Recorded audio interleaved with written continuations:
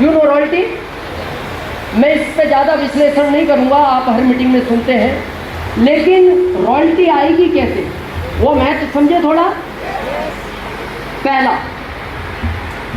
जब भी किसी की मीटिंग हो उस मीटिंग में नए 2 लोगों को लेकर आना अगर आपको रॉयल्टी चाहिए। किसको? जिनको इस बार लाए उनको नहीं लाना, उनको कहना तुम अपने 2 को लेकर जाओ, मैं नए 2 को लेकर आऊंगा अगर आपको रॉयल्टी चाहिए। क्योंकि रॉयल्टी के बारे में मैं ज़्यादा विश्लेषण नहीं करता, यही इसका सिक्योरिटी पॉइंट है।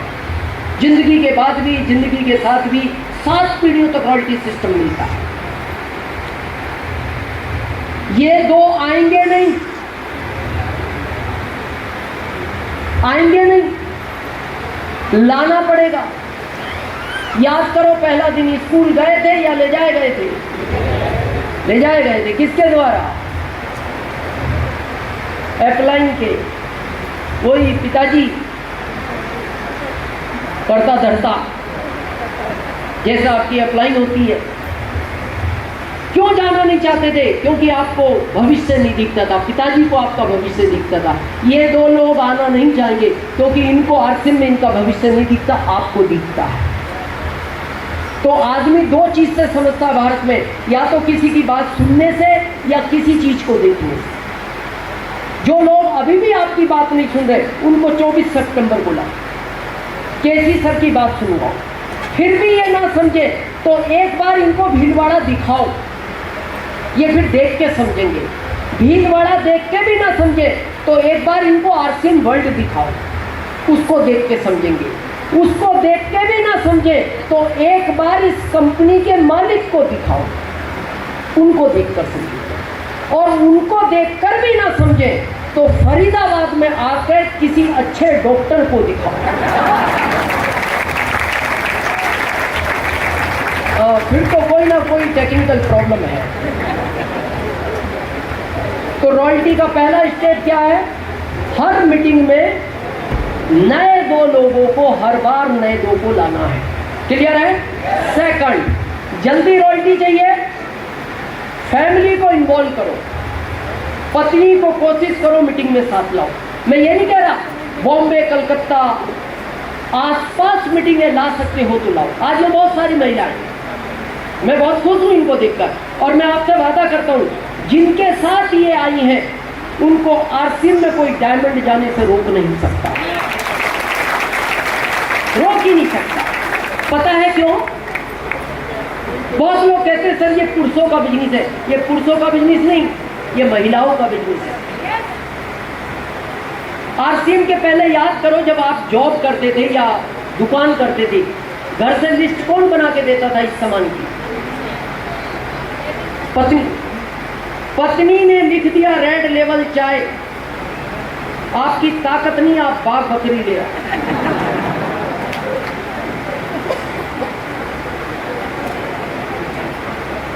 देखो एक लाइन में समझना, आदमी कितना भी स्वामी विवेकानंद हो वो घर के बाहर ही होता है।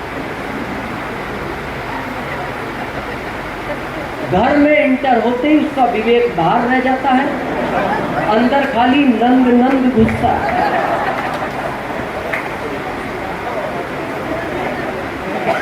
और घर जाके उसको पत्नी एक ही बात बोलती है, आप में अक्ल नहीं है।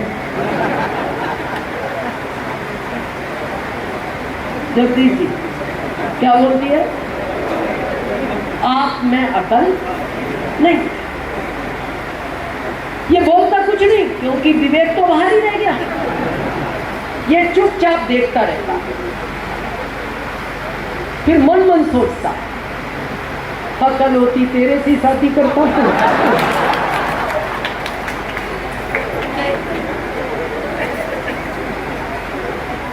आरसीएम को लेके जितने भी झगड़े हैं वो पत्नी के हैं परिवार में। उसको पता नहीं ये सिस्टम क्या दे सकता है और आप कर रहे हैं। भाई मान लो उसने लिस्ट में लिख दिया रिन डिटर्जेंट केक लाना है और आप भी ले आए, वो आती यही कहेगी ना, मेरे को पता थी आप में अकल नहीं। जब व्हील लिखा था ऋण क्यों आया? ये कहता वो आज क्या था, दुकानदार के पास वो ऋण था नहीं था, कर ले आते। वॉशिंग मशीन कहीं भाग गई, मैं भाग गई, कपड़े भाग गए, परसों धुल जाते, वापस करो इसको। ये बोलता है पुराना दुकानदार है, अब अच्छा नहीं लगता। नहीं, अच्छा क्या नहीं लगता, मैं ऋण से कपड़े नहीं दूंगी, मैंने कई बार धोए, मेरी स्किन खराब होती है। या तो चेंज कराओ या फिर कपड़े आप धोना, और अपने ही नहीं, हाँ मेरे भी। अब चेंज कराना आसान है या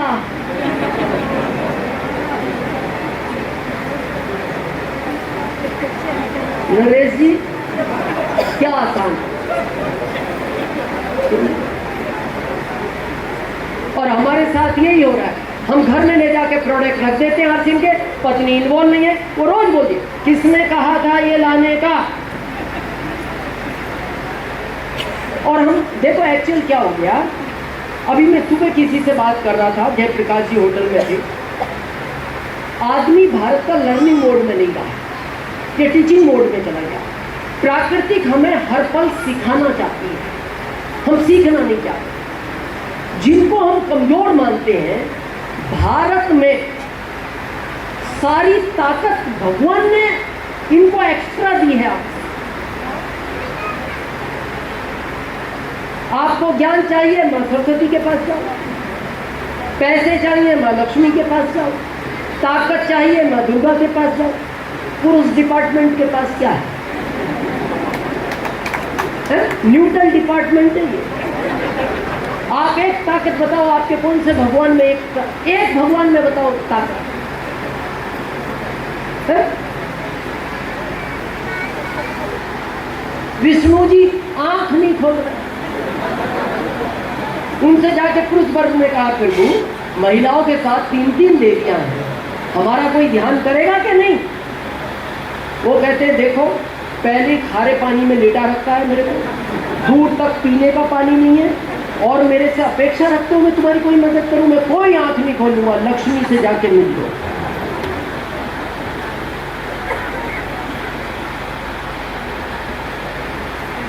ऐसे कई व्रत हैं, ये महिलाएं तोड़ दें। एक करवा चौथ का व्रत होता है, जानते हो आपके नहीं? उसी के चक्कर में बैठे हो या ये रखती हैं, ये अगर तोड़ दे वहां नहीं, दीवार पे टंगे मिलो।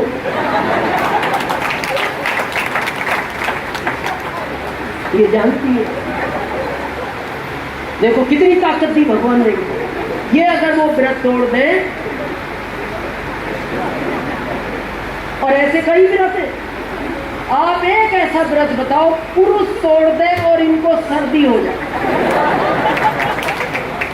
आपने भी कहा गुस्से में आप तोड़ दिया, कुछ नहीं होना इनको, और ये तोड़ दे।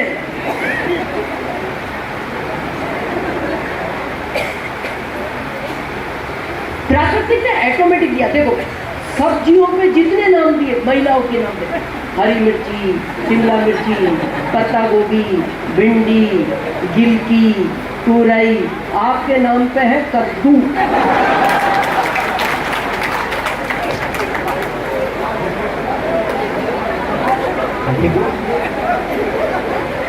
अब ये तो इन्होंने नहीं रखे ना सब्जियों के नाम, ये कोई तो रख के गया होगा, मैं भी नहीं जानता किसने रखे। और फिर हम कह रहे हैं सर आर्थिक, देखो मैं एक लाइन में सिंपल बात करते हैं, आपकी अपनी जरूरत क्या है per month, only for you, know include पत्नी, बच्चे, माता पिता। कितना खर्च है जब किसी आदमी का? 4-5 हजार तो जिंदगी। मैं कह रहा हूं आप डायमंड भी बन जाओगे ना, 5 ही हजार खर्च रहेगा। वही हेल्थ कार्ड की सब्जी, वही 4 चपाती, ये कोट पैंट, ये टाई और सूट। और आपको यकीन ना हो, आप सब पुरुषों को खड़ा करो, 7 में कलर नहीं निकलेगा, 6 में खत्म। सफेद, नीला, काला, पीला खत्म। इनको खड़ा करो, एक का एक से मैच नहीं मिलता।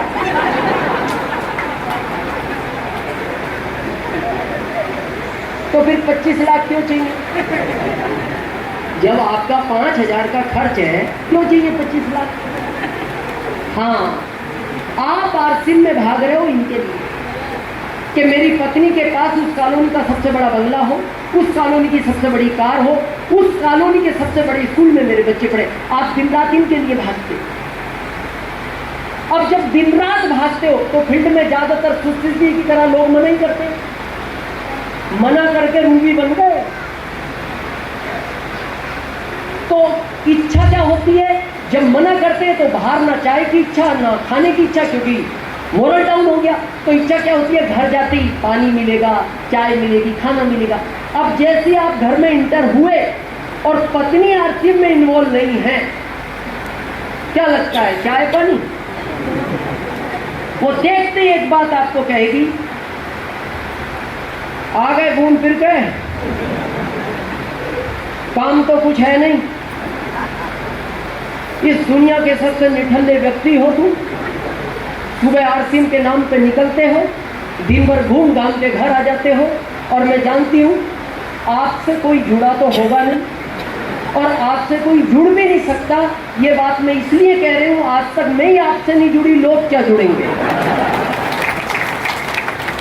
अभी पानी की बात नहीं हुई, चाय दूर है, खाना दिख ही नहीं रहा। अब ये क्या करेगा बेचारा?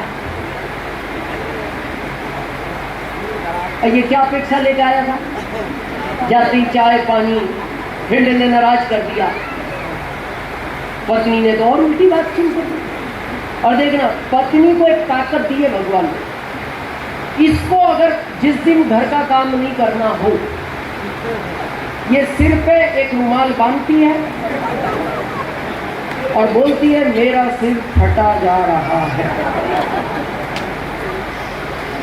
और इस दुनिया में कोई डॉक्टर आज तक नहीं बना जो वो ये चेक कर ले ये सर फट कहां से रहा है।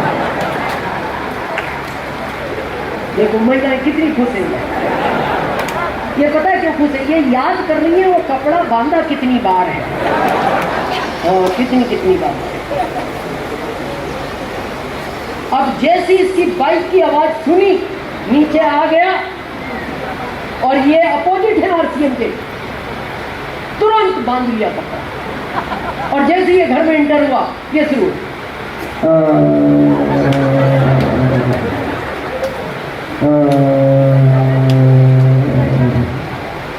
अब ऐसे में ये पानी मांगे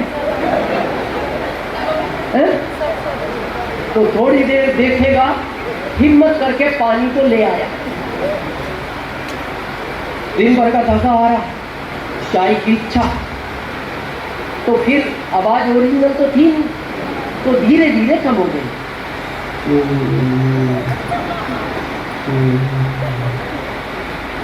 5 मिनट बाद इसको पता लग गया रिलैक्स है मामला।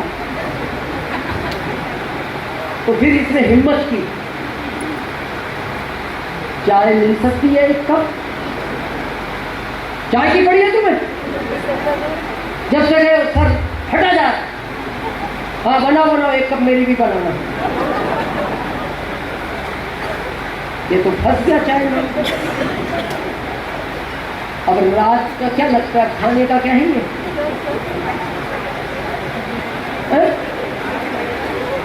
हाँ, पत्नी का 2 बच्चे और पीछे, तो ये फिर क्या सोचता है? उसी दिन से मैंने एकादशी का व्रत चालू किया,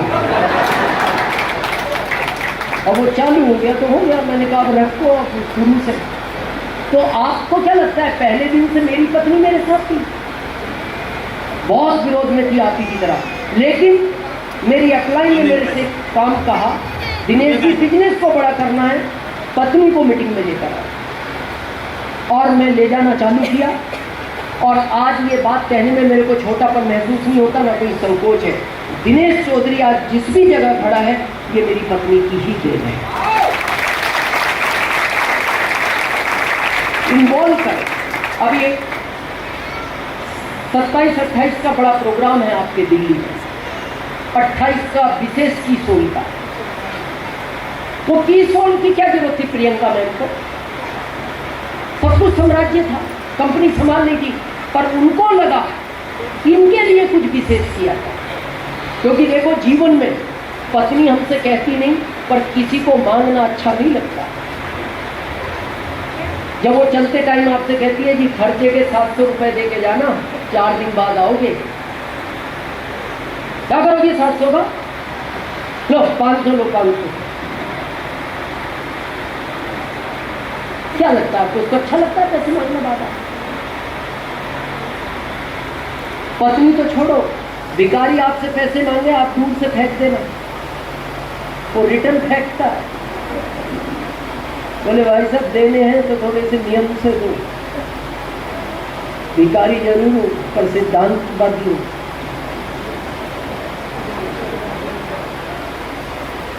और हम बजे ले 500 दाम ले, कितनी महंगाई होगी 4 दिन में। कहे तो वो भी कुछ भी सकती थी, और वो माता पिता ने एक बात सिखाई है उसको, भारत के संस्कार में बोलती है, कुछ भी हो बेटा रहना वही है। शादी के टाइम उसके माता पिता उसे ऑप्शन दे देते ना, जब तक अच्छा लगे रहना,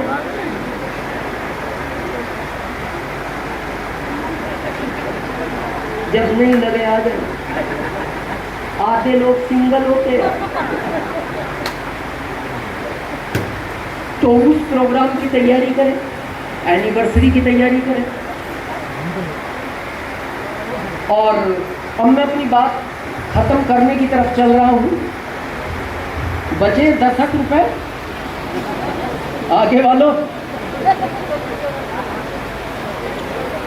बचे हैं, चलो। इसके बाद आता है टेक्निकल, जहां अब तक इनकम कितनी थी पर मंथ, अब कितनी होगी अपग्रेड प्लान के बाद? लगभग 65,000, लगभग 15 एक्स्ट्रा, 15 जमा है। कहाँ? मुनीम जी के पास, जो साल पूरा होने का आएंगे। लेकिन प्रश्न यहाँ पैसों का नहीं है। पैसे वाले तो इस फरीदाबाद में बहुत मिलेंगे, फैक्ट्रियां। जहां सुबह जयप्रकाश जी मेरे को चाय पिलाने ले गए, वो बस स्टैंड दिखा रहे, एयरपोर्ट जैसा बनाया, फैक्ट्रियां। पैसे वाले बहुत है। पैसे के साथ समय का बहुत इंपॉर्टेंस है। जीवन में अगर पैसे के साथ समय नहीं है, वो पैसा किसी भी काम का नहीं। थोड़ा समझे इसको। बहुत लोग क्या लगता है जो 1-1.5 लाख का जॉब कर रहे हैं, 1.5 लाख की सैलरी है, कभी ध्यान से समझना और पूछना पत्नी को, वो आपसे खुश भी है कि नहीं? जितना ये पैसा बढ़ेगा उतना आपका परिवार आपसे ना खुश होगा, क्योंकि पैसा बढ़ता है, ये खत्म होता है। आपके फरीदाबाद में कोई मेला लगता है आसपास? आज आपको समय की कीमत समझ में आएगी। एक 4 साल का बच्चा मेले में जाने की जिद करता है, क्या अच्छा लगता है उसको मेले में जाकर? खिलौने और झूले और खाना पीना और कपड़े वगैरह, आइसक्रीम, नहीं, कुछ अच्छा नहीं लगता उसको। ये आपकी सोच है। उस बच्चे को सिर्फ ये अच्छा लगता है आपकी उंगली उसके हाथ में है,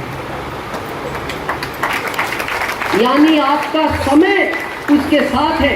उस भीड़ में 2 घंटे के लिए आपसे उंगली छूट जाए, 2 घंटे बाद वो बच्चा आपको मिले, उसका हाल देखना, रोता रोता पागल हो जाता है, लार बह रही है, नाक बह रही है, और वो कहता है पापा कहाँ चले गए आप? फिर कहाँ गए वो झूले, कहाँ गई वो आइसक्रीम, कहाँ गई वो मिठाइयाँ, कहाँ गए वो बलून? वो बच्चा एक ही बात बोलता है, पापा ये सब कुछ तब अच्छा है जब आपकी उंगली मेरे हाथ में है। आपकी एक फैक्ट्री है, पैसे आ रहे हैं, 2 खोल लो, पैसे बढ़ जाएंगे, समय 3 खोल लो, पैसे समय, आप कांस्टेबल हो, पैसे कम है समय ज्यादा है, आप दरोगा बन जाओ, पैसे बढ़ेंगे समय एसपी बन जाओ, पैसे बढ़ेंगे समय आईजी बन जाओ, पैसे बढ़ेंगे समय कम होगा। जिंदगी के हर क्षेत्र में यही रूल है, अगर पैसा बढ़ेगा समय खत्म होगा। मैं आरसीएम के पहले जॉब करता था, कितने रुपए में? 2075 में घर नहीं चलते, मैं पार्ट टाइम करता था, 16 घंटे जॉब करता था मैं पर डे। कितने और रुपए कितने आते थे मेरे पास? लगभग 3000, 16 घंटे काम करता। आज मैं 1 लाख रुपया भारत सरकार को टैक्स देता हूं महीने का आरसीएम से, और अभी भी मैं 16 घंटे काम करता हूं एक महीने में। ना जो लोग जॉब पे पहली तारीख से जॉब पे जा रहे हो, 30 तक जाओगे तो सैलरी मिलेगी 1 या 2 तारीख को, जो भी 1, 1.5 लाख 2 लाख जो भी। मैं पता है आरसीएम में कितने दिन काम करता हूं महीने में? 4 दिन, 2-2 घंटे। बाकी मैं 25 दिन अपने पोते के साथ खेलता हूं। जब मैं कल निकला तो मेरे से पूछ रहा था, दादू कब आओगे? मैं क्या बेटा मंडे मॉर्निंग आऊंगा। वो मेरे साथ शाम को फुटबॉल और टेनिस खेलता है। तो मैंने कहा बेटा कल एक काम करना, पर्व नाम है, मैं उसको प्रेम से प्रभु बोलता हूँ। मैंने कहा प्रभु कल दादी के साथ खेल लेना टेनिस, फुटबॉल तो वो नहीं खेल पाएगी, फुटबॉल मैं खेलूंगा, और उसको खिलाना भी मत, फुटबॉल टेनिस खिलाना, फुटबॉल मैं खेलूंगा।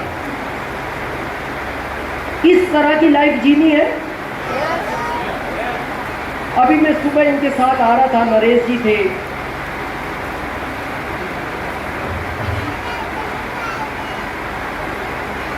ये हमारे सारे एमराल्ड, सीनियर एमराल्ड रूबी।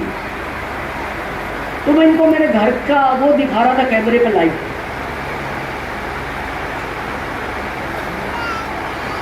मैं जब जॉब में था तो मैं 10 बाई 6 के रूम में रहता था किराए पे। अभी मैं उदयपुर शिफ्ट हो गया 1.5 साल पहले। मैं उदयपुर के अंदर अभी 5वां घर बना रहा हूँ। मैं नहीं, मतलब पत्नी बना रही है, वही देखती है। 32,500 स्क्वायर फीट में, जिसमें लगभग अभी 7,000 स्क्वायर फीट तो बन चुका है। अभी लगभग वो 13,000 स्क्वायर फीट और बनेगा। अभी तो रहने का बन रहा है ये। बाकी में ऑर्गेनिक खेती, स्विमिंग पूल, एक मंदिर, गिर गाय, सारी फल सब्जियां उसी के अंदर होंगी, बाहर का कुछ नहीं खाना। क्योंकि आरसीएम जब इतना दे रहा, मैंने पत्नी को पूछा ये सब क्यों कर रही हो?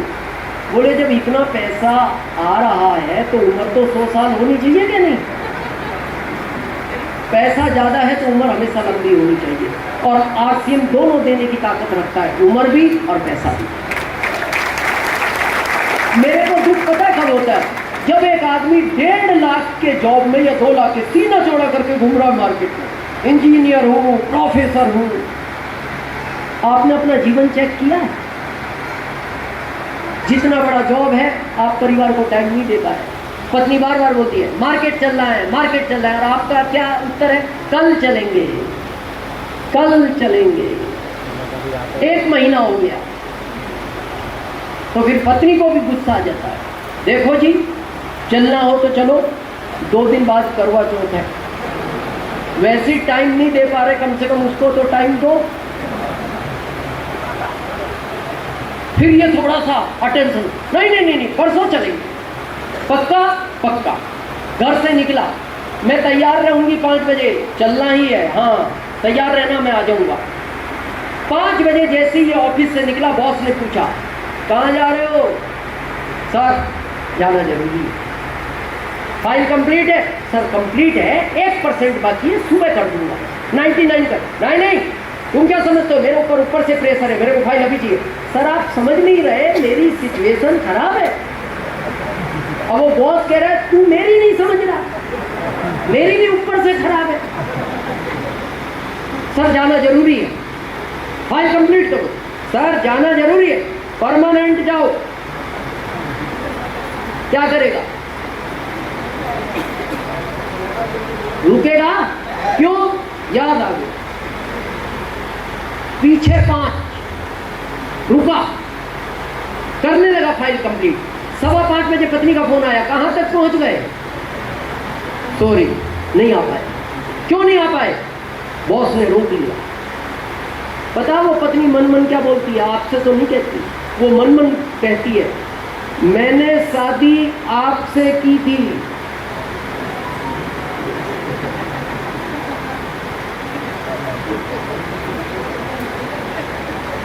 बॉस से उसने रोक लिया, मैंने कहा था ना।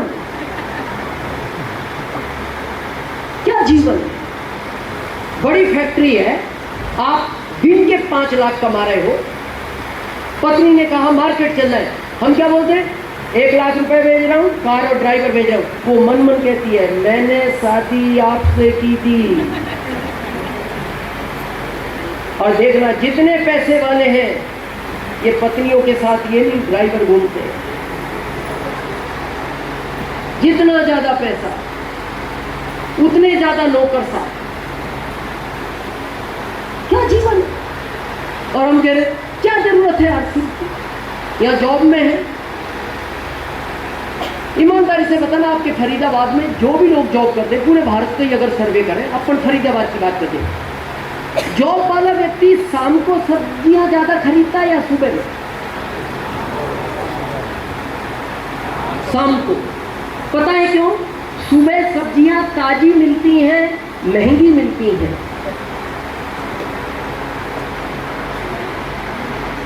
शाम को सस्ती और बासी, और ये शाम को खरीदता है और खुश हो रहा है। कौन सी खरीद के? बासी। यहाँ किसान बैठे, इनको पूछना है भैंस को आप बासी चारा डालना, वो सूंघ के छोड़ देगी, भूखी रह जाएगी, नहीं खाएगी, क्योंकि बासी चारा है। और उसने क्यों छोड़ दिया? वो भैंस है।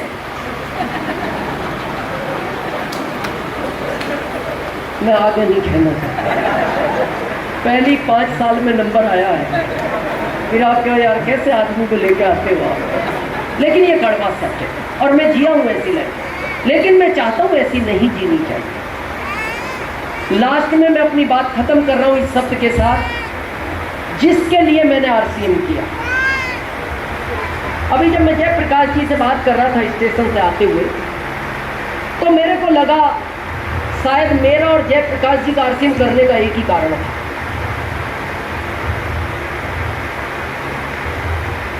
आप यूं बस 2 मिनट में हम बात खत्म कर रहे हैं, फिर हम वंडर वर्ल्ड चलेंगे। बड़े ध्यान से समझना इस कहानी को। यूं आप, पत्नी, 2 बच्चे, बूढ़े माँ बाप, यही वो 5 पेट जिनके लिए आप यूपी छोड़कर फरीदाबाद आए हो, जिनके लिए बिहार छोड़कर फरीदाबाद आए हो, जिनके लिए झारखंड छोड़कर आप फरीदाबाद आए। आपका तो वहां भी पल सकता था। समस्या इन 5 की थी, और इसी के लिए ये आदमी दिन रात भागता है पागलों की तरह, पागलों की तरह। और देखना, जीवन में जब भी घटनाएं घटेंगी वो इसके साथ घटती है, इनके साथ नहीं घटती। जिनके लिए ये भाग रहा था, घटना भी इसी के साथ घटेगी।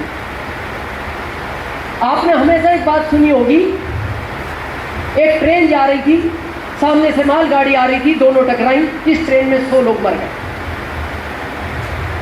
यही सुना है?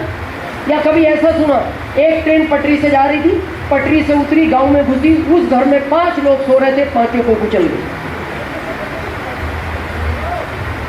इसका मतलब जो घर के अंदर है ये सुरक्षित है, और जिसकी वजह से ये सुरक्षित है ये सुरक्षित नहीं है, ये सुरक्षित नहीं है। अब मैं आपसे एक प्रश्न पूछना चाहता हूं, भगवान कभी किसी के साथ ऐसा ना करे। जिस दिन इस मुखिया के साथ कोई घटना घटती है, सिर्फ उन परिवारों से मिलना आप एक बार, उनका आप दर्द सुनोगे ना, आपको 1 महीना नींद नहीं आएगी। इस कोरोना में बहुत लोगों ने खोया है इस मुखिया को। ये एहसास है नहीं हमें। और हम समझदार इतने हैं, जानते सब कुछ है। कार के बारे में कितने लोग नॉलेज रखते हैं? कितने पहियों पे दौड़ती है वो कार? 4। आप जब नई कार लेते हो, चारों पहिए नए हैं, जितने अगले घूमते हैं इतने पिछले घूमते हैं। ईमानदारी से सोच के बताना, घिसते कौन से पहले? अगले। चले बराबर किलोमीटर है, अगले ही क्यों घिसे?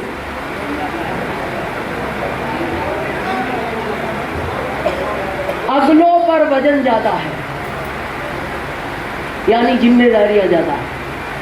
अगले ही पहले गड्ढा कूदते हैं, अगले ही पहले ब्रेकर कूदते हैं, अगले ही उस कार को खींच रहे, पिछले तो फिर ही चलते हैं, और ब्रेक भी पहले अगलों का ही लगता है। सेम जीवन है हमारा उसी कार की तरह। आप उस परिवार के अगले पहिए हो। परिवार की जिम्मेदारी आप पर, रिश्तेदारी की जिम्मेदारी आप पर, इनको पालने की जिम्मेदारी आप पर, बच्चों को पढ़ाने की जिम्मेदारी आप पर, माता पिता का मेडिकल कराने की जिम्मेदारी आप पर। और इसी के चलते ये पहिया पहले घिसता है।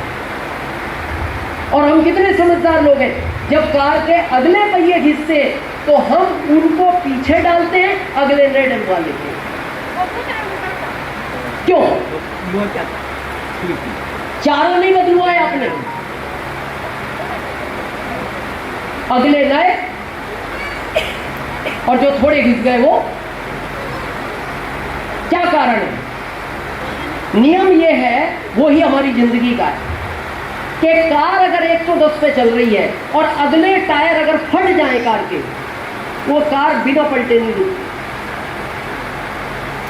और आपको सर्वे करना हो, यूट्यूब पे सर्च करना, बॉम्बे से नागपुर का एक एक्सप्रेस हाईवे बना, 1 साल के अंदर 500 से ज्यादा एक्सीडेंट हुए उस रोड पर। कितने? 500 से ज्यादा कारें पलटी। और अभी वहां गवर्नमेंट पता है क्या रूल ले आई? वो सीमेंट की रोड है, उस पर कोई टर्न नहीं है, कोई होटल नहीं है, बस जब वो ड्राइवर उस पर एक्सीलेटर पे पैर रखता है, वो 130, 40, 150 कब हो जाती है पता नहीं लगता। तो सीमेंट की रोड पे टायर जल्दी गर्म होता है, और कमजोर है तो वो फट गया तो वो कार पलटती है, और एक भी नहीं बचता 500 से। अभी गवर्नमेंट क्या नियम ले आई? जैसे ही आप उस एक्सप्रेस हाईवे पे घुसोगे, अब गवर्नमेंट के लोग बैठे, पहले वो टायर चेक करते कि टायर में ताकत है कि नहीं, उसके बाद वो नाइट्रोजन हवा भरते हैं, वो पहली आपकी निकालते हैं, क्योंकि नाइट्रोजन हवा टायर को ठंडा रखती है। 500 एक्सीडेंट 1 साल में। किसी कार में 2 मरे, किसी में 4 मरे, किसी में 6 मरे, किसी में पूरा परिवार तबाह हो गया। अभी 3 महीने पहले की घटना है, औरंगाबाद के एक परिवार के 7 लोग, 7 सीटर कार थी, मारुति की, एक भी नहीं बचा, सिंगल। तो मैं आपसे पूछना चाहता हूं, जिस जॉब पर आप सीना चौड़ा करके घूम रहे हो, या जिस फैक्ट्री पर सीना चौड़ा करके घूम रहे हो, आपके इस टायर फटने के बाद इस कार की क्या सुरक्षा है? मेरे को आरसीएम पता है पहले दिन क्यों समझ में आ गया, और मैं चाहता हूं भगवान ये ऐसी घटना कभी किसी के साथ न करे। मैं 7 महीने में रॉयल्टी बना, 15वें महीने टेक्निकल बना, और 5वें साल में स्टार रूबी बन गया, जब कंपनी के पास मात्र 20 प्रोडक्ट थे। बहुत तेज स्पीड रही मेरी। मैं बताऊं क्यों? मेरी उम्र बहुत कम थी, मेरे फादर को कैंसर हो गया, और उस समय कैंसर से डर लगता था। 4 भाई, पिता अकेले काम करने वाले। पहली राजनीति में इंटरेस्टेड थे तो घर का काम ज्यादा करते नहीं थे, लेकिन फिर भी परिवार को तो चला ही रहे थे। उनको गले का कैंसर हो गया, आवाज चली गई, तो हम उनको मुरादाबाद से दिल्ली ला रहे थे एम्बुलेंस में। तो सामने की सीट पर वो लेटे थे, ऑक्सीजन लगी थी, उनके सिर की तरफ मेरी माँ बैठी थी दूसरी बेंच पर, फिर मैं बैठा था, और फिर तीसरे नंबर पे मेरे मामा जी। लगभग वो 2-2.5 घंटे का रन था। जैसी मेरी निगाह मेरे पिताजी की तरफ जाती थी, उनको ये पता लग चुका था मैं बचूंगा नहीं। मेरी माँ को भी पता लग चुका था ये बचेंगे नहीं, ये सबको पता लग चुका था। लगभग 10-15 मिनट में वो अपने हाथ से मेरे घुटने पे हाथ मारते, मैं कहाँ था? बीच में, जबकि मेरी माँ मेरे पिताजी के बिल्कुल सर के नजदीक थी। और मारने के बाद वो मेरी माँ की तरफ इशारा करते। तो मैं छोटा था, ज़्यादा समझ नहीं, तो क्या लगता था एक बच्चे को कि कुछ कहना चाह रहे माँ से, तो मैं माँ से बोलता था, माँ शायद पिताजी कुछ कह रहे हैं। तो मेरी माँ पूछती थी क्या हुआ, वो रोने लग जाते थे और फिर हाथ से इशारा करते थे कुछ। तो हम भारतीय संस्कृति के अनुसार क्या समझते हैं कि मामा जी थे, तो एक पति कभी भी बच्चों के सामने पत्नी को टच नहीं करता। मैं ये सोचता कहना इनसे चाह रहे हैं, हाथ मेरे मारते शायद इसीलिए, मैं बच्चा था। ये रास्ते में कम से कम 15-20 बार हुआ, हाथ मारा, माँ की तरफ इशारा किया, रो पड़े। माँ पूछती क्या हुआ,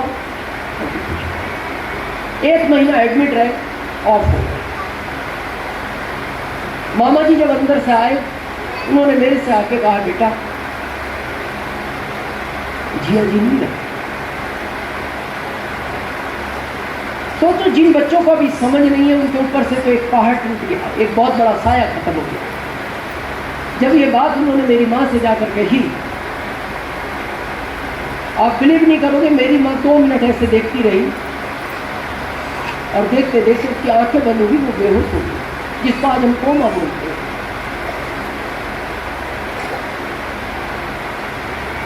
मामा जी ने पानी मंगवाया, कंप्यूटर लेके आए, छिड़का, 20 मिनट बाद वो होश में आई, फिर बहुत तेज रोई और वो एक ही लाइन बोलती थी, सब कुछ उजड़ गया, कुछ नहीं बचा। कभी वो दीवार में सर मार। हमें ये चिंता है उधर पिताजी संभालेगा कौन, माँ को कौन संभालेगा। मामा जी ने घर खबर भिजवाई, किसी को भेजो। 3-4 लोग गांव से आए।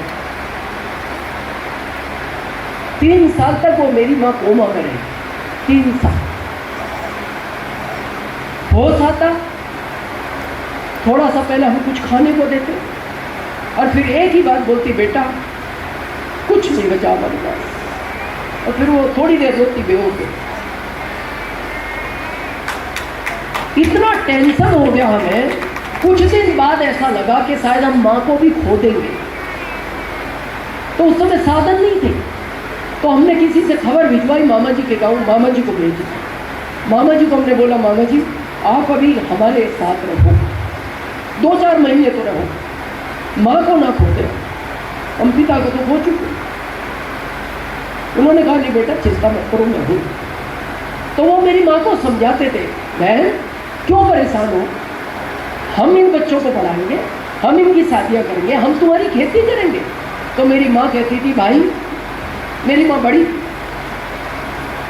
क्या समझा रहे हो मेरे को, तुम्हारे बच्चों को पालोगे हमारे को पालोगे, तुम्हारे बच्चों की शादियाँ करोगे मेरों की करोगे, तुम्हारी खेती करोगे या मेरी करोगे, क्या मेरे को समझाते हो। कुछ नहीं बचा, हमारा उजड़ चुका है भाई, मेरे को क्या समझा रहे हो, मैं बड़ी हूँ तुमसे।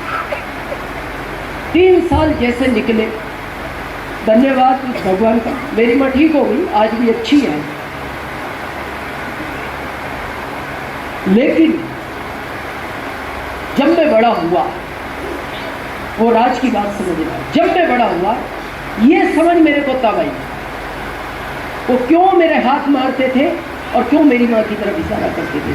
वो मेरे हाथ मार के एक ही बात बोलते थे, बेटा मेरे बाद तेरी माँ का कोई सहारा नहीं है, ये जी नहीं पाई, बस इसको तकलीफ ना आए मेरे जाने के बाद, तेरी ये जिम्मेदारी बनती है। और वो हमने निभाई। आज मेरी माँ अच्छी है। मैंने बिजनेस स्पीड से इसलिए किया, मैं ये ही चाहता था कि मेरी पिता के बाद जो स्थिति मेरी माँ की हुई, मेरे जाने के बाद वो स्थिति मेरी कभी पत्नी की नहीं होनी चाहिए। बस मैं अपनी बात खत्म कर रहा हूँ।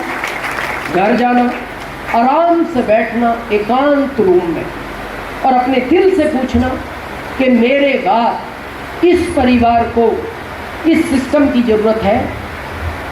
दिल कहे हाँ तो आप इसको करना, कभी छोड़ना मत। और आपका दिल कहे मेरे बाद इस परिवार को इस सिस्टम की ज़रूरत नहीं है, आप इसको नहीं करना।